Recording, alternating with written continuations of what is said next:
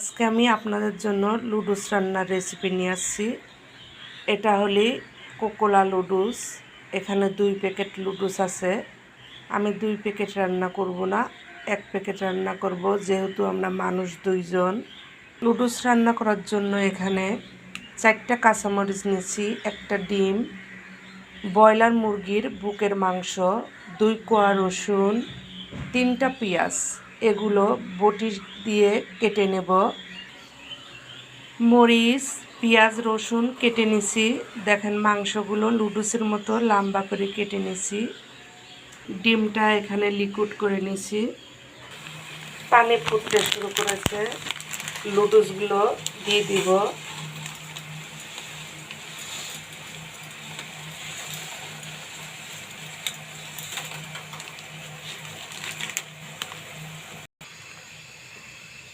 লুডুস ফুটতে শুরু করেছে।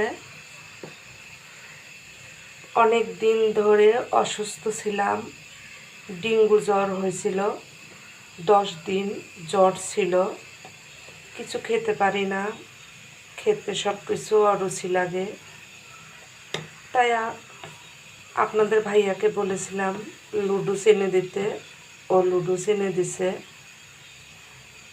1 সপ্তাহ হয়ে গেছে লুডুসটা রান্না করা হয় না। যেদিনই রান্না করতে যাই মনে হয় কি শরীরটা ভালো লাগতেছে না, রান্না করবো না, থাক। ভাবলাম আজকে লুডুসটা রান্না করে নেই। কথা বলতে বলতে লুডুস সিদ্ধ হয়ে গেছে। এভাবে চামচ দিয়ে তুলে হাত দিয়ে আঙুল দিয়ে চিপ দিয়ে দেখবেন, যদি গলে যায় তাহলে বুঝবেন যে লুডুস সিদ্ধ হয়ে গেছে। এখন লুডুসটা পানি ঝরাই নেব।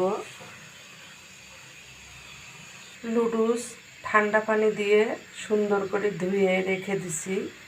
অবশ্যই লুডুস সিদ্ধর পরে ঠান্ডা পানি দিয়ে ধুয়ে নেবেন, তাহলে লুডুস রান্না করলে ঝরঝরা হবে। প্রথমে ডিমটা ভেজে নেব।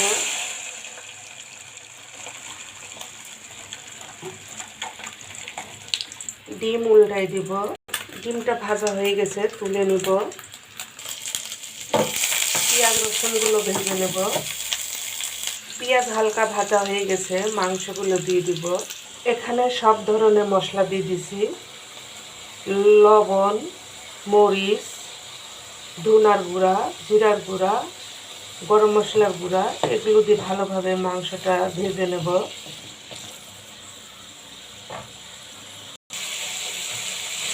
সামান্য পরিমাণ পানি দিয়ে দিব।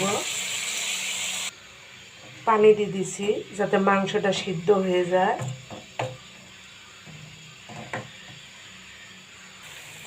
একটু টমেটো সস দিয়ে দেব।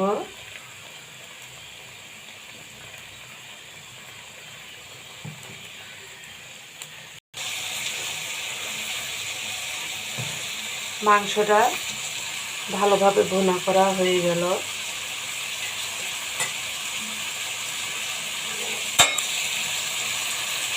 দিয়ে দিব কাঁচামরিচ আর ডিমগুলো মাংসের মতো লম্বা করে কেটে নিয়েছি।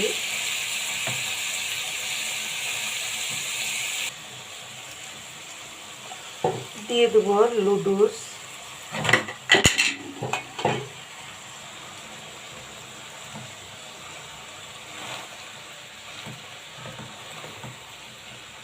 লুডুস দিয়ে ভালোভাবে নেড়ে চেড়ে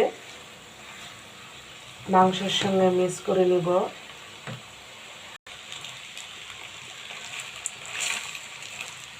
হয়ে গেল লুডুস রান্না করা। এখন লুডুস রান্না হয়ে গেছে। আপনারা এভাবে লুডুস রান্না করে খেয়ে দেখবেন, আশা করি আপনাদের ভালো লাগবে। আমি এখন লুডুস খাবো না, কারণ এখন মাগরিবের নামাজের টাইম হয়ে গেছে। লুডুসটা রান্না করে নামাজ পড়ে নেব। তারপরে আপনাদের ভাইয়া 7টা বাজে অফিস থেকে ছুটি হবে, বাসায় আসলে 2 জন একসঙ্গে নাস্তা করব।